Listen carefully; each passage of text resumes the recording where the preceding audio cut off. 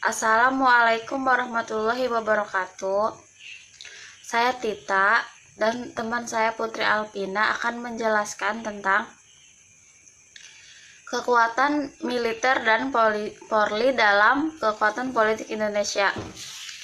Spekulasi terhadap pemberian hak pilih TNI dan polisi di pemilihan umum di masa Orde Lama tidak terlepas dari keberhasilan terhadap pemberantas PRRI yang membuat kekuatan dan wibawa TNI khususnya, yaitu Angkatan Darat secara politis semakin meningkat.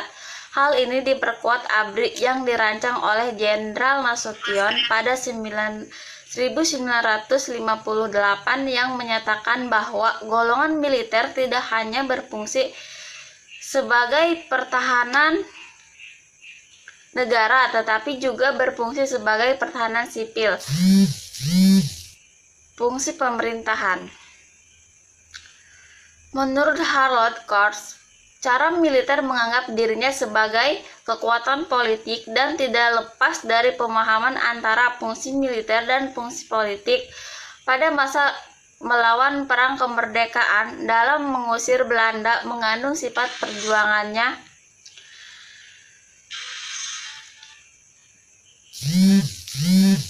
yaitu sifat politik sekaligus sifat militer, karena kekuatan politik sangat berperan dalam kekuatan politik Indonesia. Ada banyak kekuatan-kekuatan politik di Indonesia, namun yang paling sangat berpengaruh ialah kekuatan TNI dan Polri. Sisi TNI Polri merupakan agenda transisi demokrasi sejak 1998.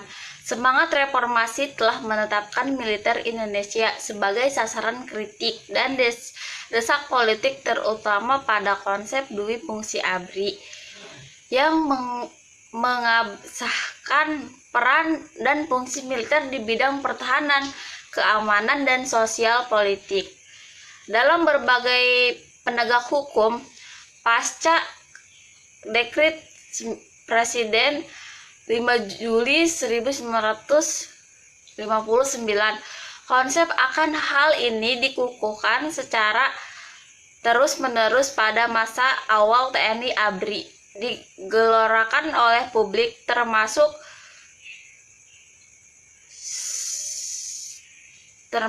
juga mahasiswa dengan jargon yaitu tuntutan penghapusan dui fungsi ABRI.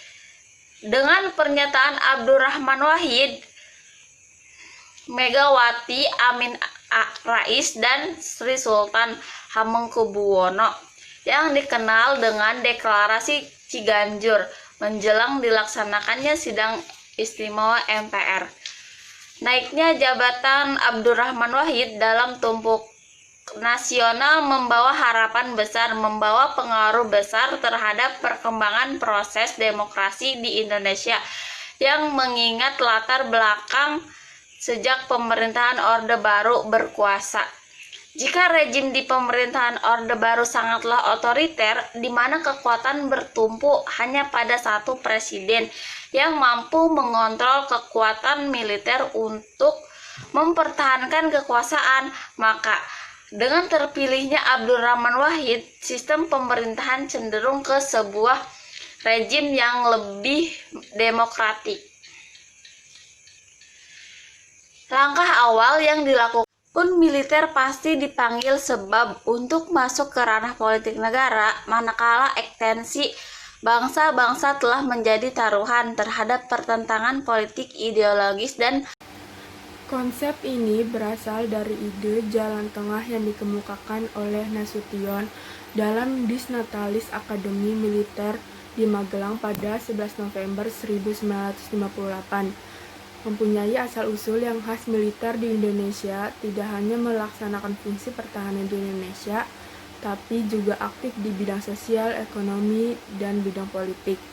Hasil konkret dalam rumusan konsep ini adalah ditariknya personil militer dalam Dewan Nasional serta dorongan untuk mengembalikan UUD 1945. Nasution menginginkan agar militer bisa ditempatkan di bagian parlemen karena Mengingat pasal 2 ayat 1 Undang-Undang Dasar 1945 yang dimana salah unsur MPR adalah unsur golongan. Istilah difungsi diperkenalkan pada tahun 1960-an dalam forum rapat pimpinan di Porong. Tuntutan atas reformasi ABRI sudah mendorong munculnya paradigma baru dan reposisi ABRI tahun 1998 yang didasari bahwa ABRI ini tidak bisa lagi mendominasi kehidupan politik, pemerintahan, dan kemasyarakatan nasional.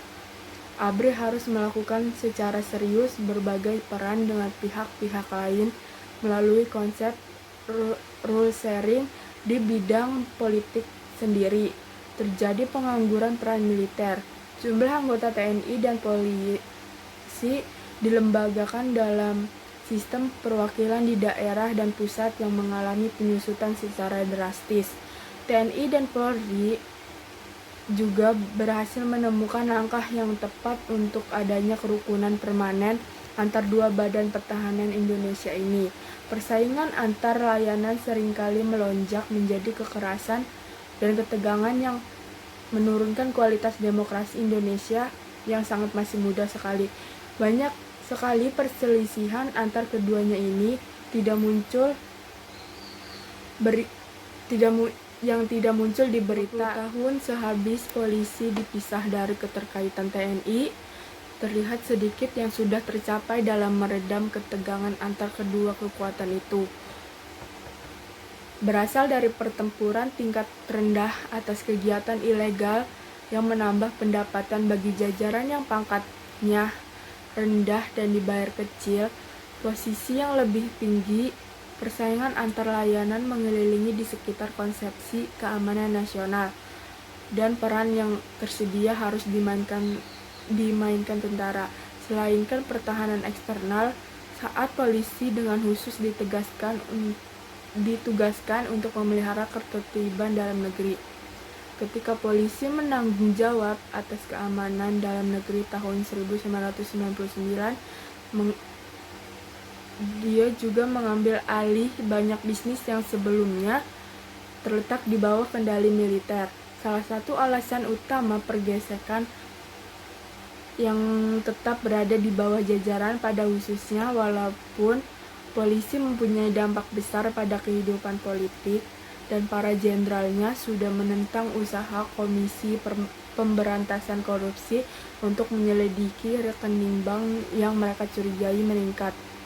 Tapi TNI lah yang mempertahankan kekuatan terpendam tersebut. 2 tahun yang lalu, ketegangan memanas kembali setelah militer menyita senjata yang diimpor polisi dan mengklaim bahwa senjata tersebut peluncur granat, menembak amunisi yang mematikan serta gas air mata, peluru karet dan asap. Analis militer Australia Bob Lowe mengatakan bahwa penyitaan amunisi tersebut merupakan tanda kalau TNI ingin membatasi kemampuan polisi, dengan demikian menurunkan ambang batas untuk intervensi militer. Walaupun sekarang militer sudah diberi peran yang terbatas dalam perencanaan kontraterorisme, tapi Kopassus dan unit khusus lainnya hanya bisa dipanggil jika operasi dianggap melampaui kemampuan detasemen 88 Satuan Khusus Polisi. Berdasarkan kajian yang ada di atas, bisa disimpulkan bahwa pada masa Orde Baru di bawah pimpinan Presiden Soeharto, peran militer melalui difungsi ABRI sangatlah didominasi dengan peranan politiknya daripada peranan pertahanan keamanan. Birokrasi merupakan alat pembangunan yang sangat penting, salah satunya yaitu untuk tujuan politik. Meskipun secara umum posisinya harus dibagi dengan orang-orang sipil, tapi juga orang-orang sipil haruslah menyesuaikan diri dengan sistem yang dimana sistem tersebut kekuasaannya terletak di tangan militer.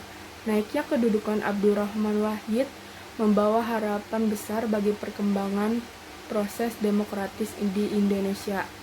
Langkah awal yang dilakukan Presiden Abdurrahman Wahid ialah dalam menata peranan TNI terlihat saat ia melakukan tindakan, kebijakan, dan memisahkan jabatan Menteri Pertahanan dengan Panglima TNI. Dilanjutkan kebijakan dengan melakukan mengisi jabatan Menteri Pertahanan berasal dari orang sipil yang dimana dalam sejarah Orde Baru Menkumham selalu didukungi oleh orang-orang militer, dan keterkaitannya secara terdapatnya reformasi internal di ABRI. Nama ABRI digantikan menjadi TNI yang membawa konsekuensi Polri harus dipisah dengan bagian tubuh ABRI, dan selanjutnya kedudukannya di bawah kekuasaan Presiden. Itu saja dari kelompok kami. Kurang lebihnya mohon maaf. Wassalamualaikum warahmatullahi wabarakatuh.